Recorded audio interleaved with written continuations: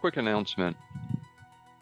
If you've been following Prime Numbers, or if Ominus has caught your attention, I just launched something new, the Ominus Insider List. This isn't just a newsletter. It's where the world expands first. Early lore, behind-the-scenes writing updates, first looks at the Darkwind Paradox, RPG development, future releases. If you want inside the gate, the link is inside my Instagram bio. Step beyond the gate.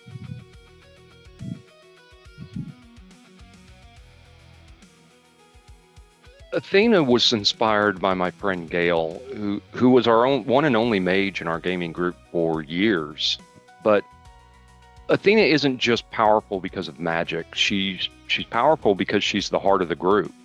She feels what everyone else is feeling, their fear, their doubt, and even when they're starting to lose themselves. Athena carries that weight so the others don't have to. And honestly, she's the character that keeps me grounded when I'm writing this world. One of the hardest things about Athena is that her power comes with cost. She can touch minds, she can feel fractured selves, and that means she carries pain that isn't even hers.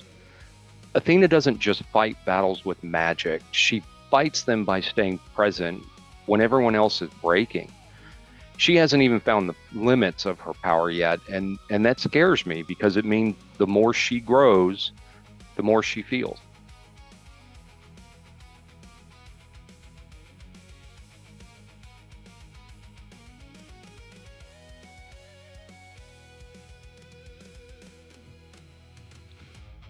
Cedric is one of the few characters in Prime Numbers who was never part of the original game we played.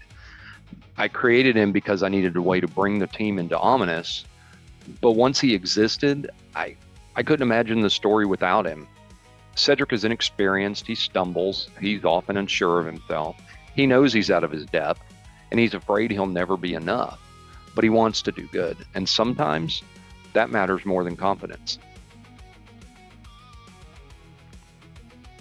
Cedric is the outsider. He's the one learning as he goes, wide-eyed, amazed by what the team can do. The team treats him like a little brother who somehow keeps tagging along, but Athena sees something in him the others don't yet. His magic is unpredictable. Sometimes it fails. Sometimes it hints at something much greater. Cedric is the reader, watching, learning, becoming.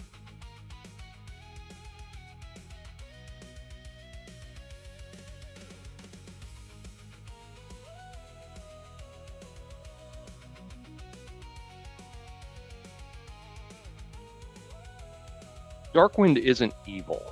He's chaos. And that chaos comes from one simple truth. Violence is the only thing outside of his friends that he trusts. Darkwind walks into danger face first. He always has. It got the group into trouble more times than I can count. But don't mistake that for stupidity. Darkwind is terrifyingly smart. Explosives, chemicals, weapons. He understands them all. What really drives him, though, is fear. He's terrified of losing the people he cares about because he's already lost everything once. Darkwind needs Zig to stay grounded. Without him, Darkwind drifts, and when he drifts, things get dangerous fast. He shoots first and asks questions later, sometimes to the corpse. Not because he doesn't care, but because hesitation feels like death to him. Darkwind is afraid that his past life will come back and change him into something he can't control. And that fear is what makes him unpredictable and impossible to ignore.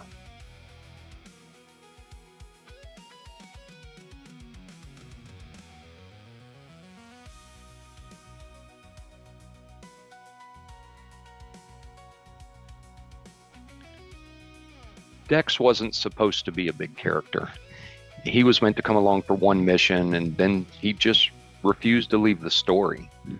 Dex is confident, loud, absolutely sure of himself. His ego might even rival Whisper, and he knows it.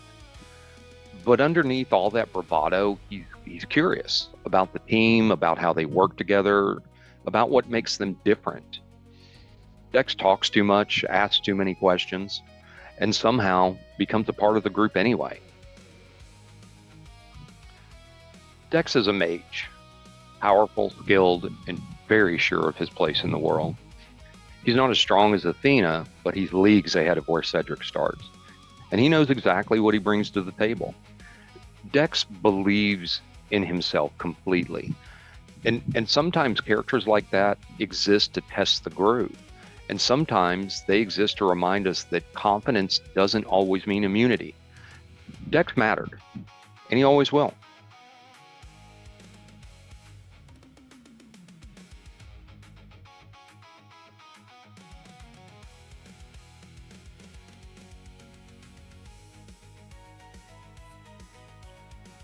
Khan was inspired by my friend Keith, who's the one who got me into RPGs in the first place. Khan is the strategist, the tactician, the one who sees the battlefield before anyone else does. He can come off as cold or calculating sometimes, but that's not because he doesn't care, because chaos terrifies him. To Khan, unpredictability gets people killed, and he refuses to let that happen if he can stop it. Honestly, he often feels like the only adult in the room, especially when Primus and Darkwind start planning. Khan rarely steps onto the battlefield himself. He stays back, he controls the fight, and he lets his drones do the heavy lifting. And that's not cowardice, that's discipline. Khan believes preparation is respect. Respect for the team, respect for the risk. I've always admired him for that. And Primus looks up to Khan the same way I look up to the person who inspired him.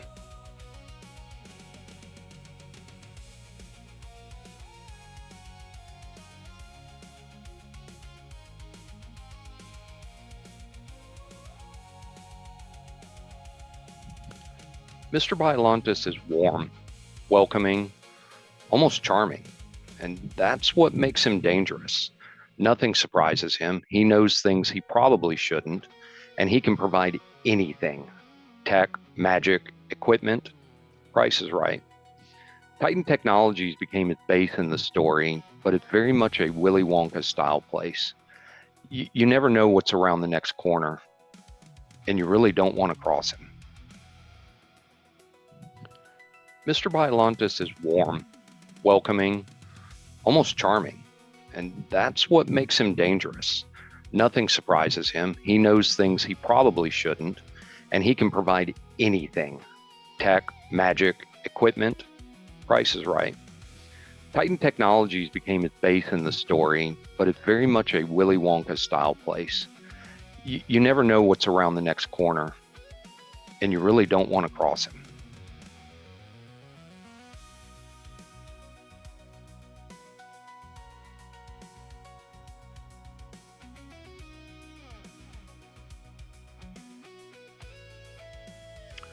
Ortho started as comedic relief, mostly at Primus's expense, but very quickly he became something else.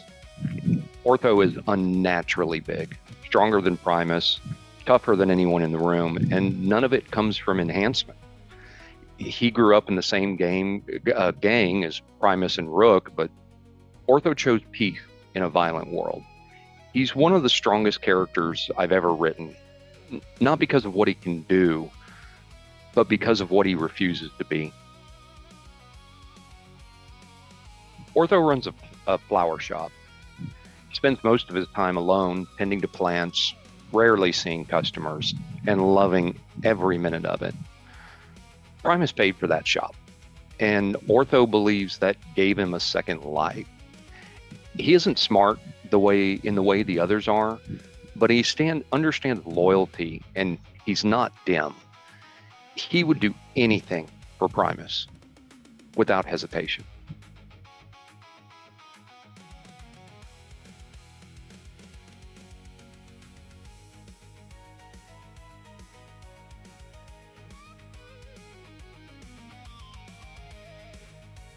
Primus is the reason prime numbers needed to be told at all.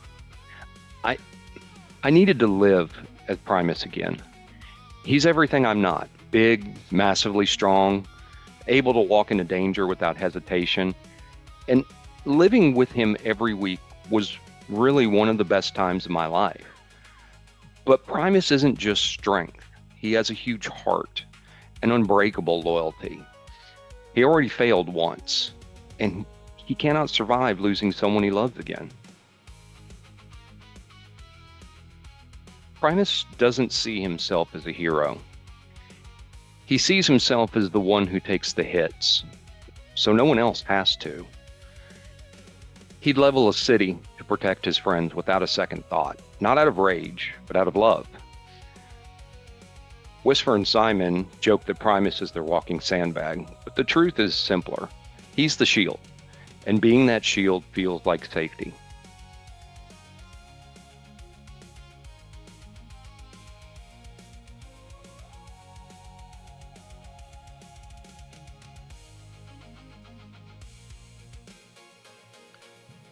Rook was the very first contact Primus ever had.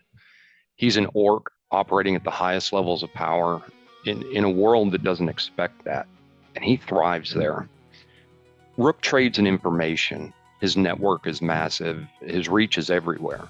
He's just as comfortable in a high-class dinner among the steel and glass as he is walking the streets of Slagland. Loyalty and brotherhood are the one thing that Rook never compromises. Rook has more money than he could ever spend, and he makes sure Primus never has to worry about it.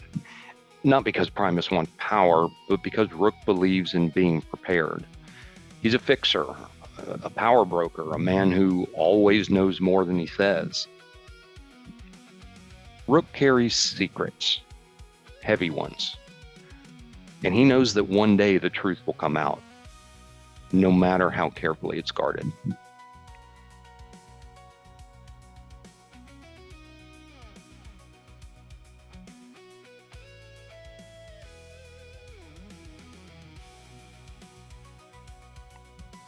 Shelby is the enigma of prime numbers. She knows more about both worlds than she'll ever let on. She's powerful in ways that are hard to even imagine, and she doesn't come from either place. Shelby helps the team, but never for free. There's always a cost, and sometimes that cost doesn't make sense until much later. She's playing a much larger game, and the team are pieces in a very necessary pattern. Shelby is very much the game master, walking inside the game. Her shop appears wherever it needs to be, sometimes a magic store that doesn't belong in Uptown, sometimes something else entirely. She has her own people, her own rules, her own timing. For reasons the team doesn't yet understand, she doesn't like Primus. And that unease, it's intentional.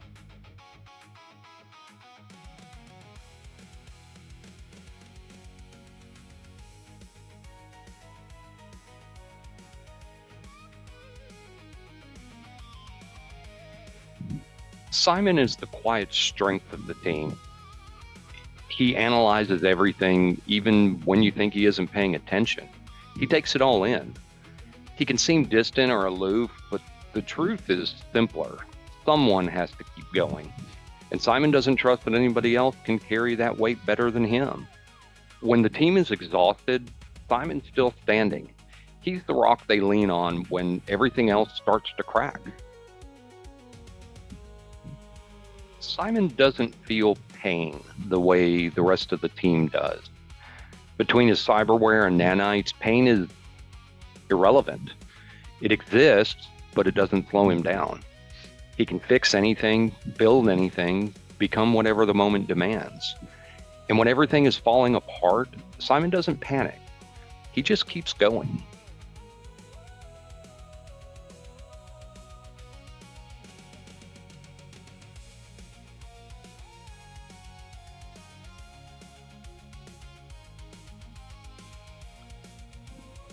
Whisper's a funny one.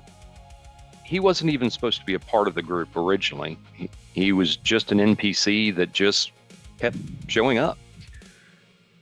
Whisper hates noise. He hates chaos. He prefers the silent kill, the shadows, and working alone. His sarcasm and wit aren't just personality traits, they're armor. And in a loud, dangerous world, humor keeps him from feeling the wrong thing at the wrong time and getting killed. Whisper lives in the shadows because being seen means being vulnerable. And closeness gets people killed. In a world full of magic and cyber enhancements, Whisper stands alone. No powers, no augments, just skill honed to perfection. He knows he's the best at what he does, and he has no problem telling you that. He'll do anything for this team. He'll just complain about it the entire time.